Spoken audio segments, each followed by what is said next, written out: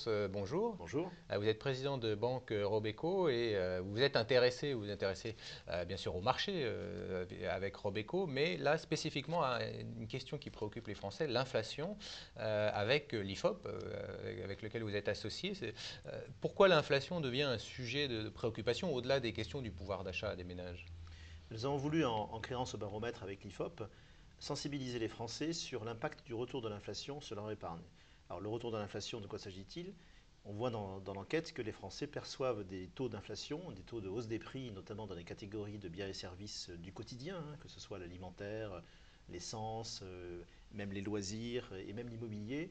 En tout cas, des taux d'inflation bien supérieurs à ceux à quoi on était habitué historiquement et effectivement aussi bien supérieurs aux chiffres officiels, en tout cas de l'INSEE. Alors pourquoi? Parce qu'il n'y a pas un taux d'inflation pour tout le monde. L'inflation effectivement perçue varie d'une personne à l'autre selon ses habitudes.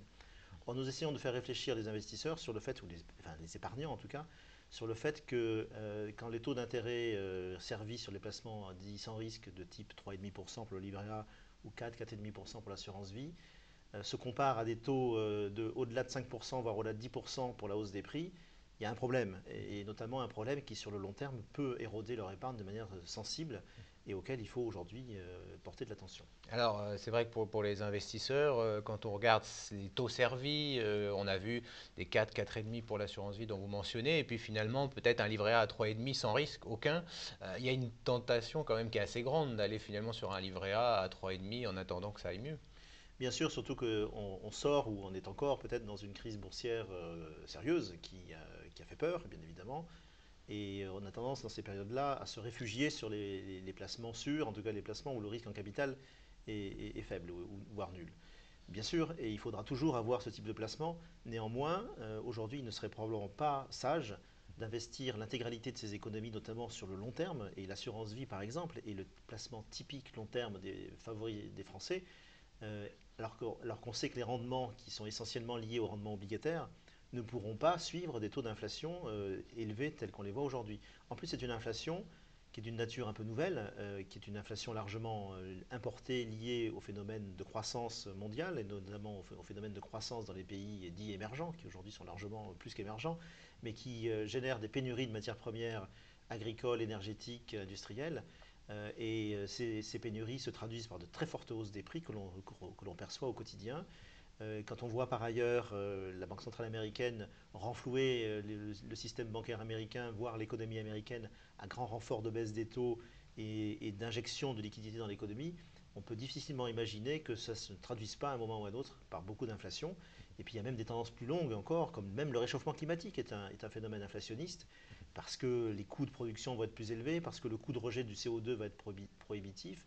Enfin, il y a plein de raisons de long terme à penser que l'inflation va durablement s'installer à des taux beaucoup plus élevés que ceux à quoi on est habitué. Alors dans ces cas-là, les investisseurs ont plusieurs choix. On parlait des produits, je dirais, sans risque. Et il y a aussi, bien sûr, les questions sur les marchés actions, mais les marchés actions, ça reste difficile en ce moment.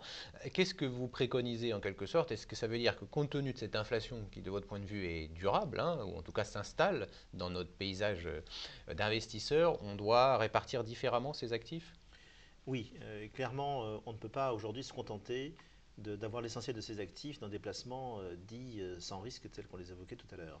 Parce que ces placements sans risque sur longue période, et la notion d'horizon d'investissement est quand même très importante, un placement sans risque qui s'érode de 1% par an, au bout de 10 ans, il a perdu quand même l'essentiel du capital.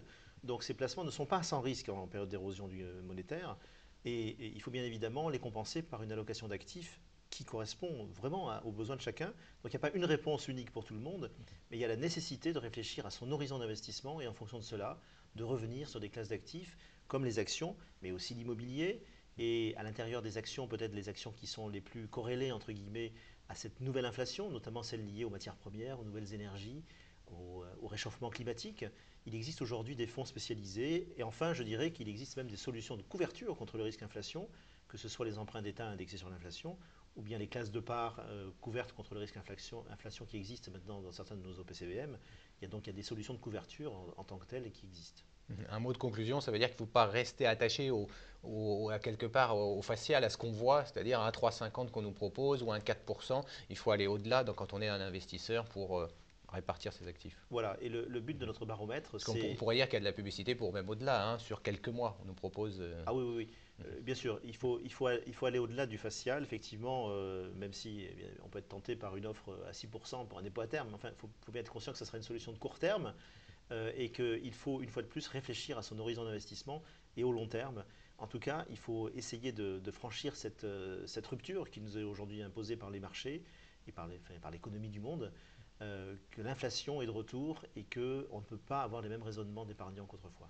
Merci beaucoup, Jean-Louis Laurence, d'avoir été avec nous. On rappelle que vous êtes président de Banque Robeco.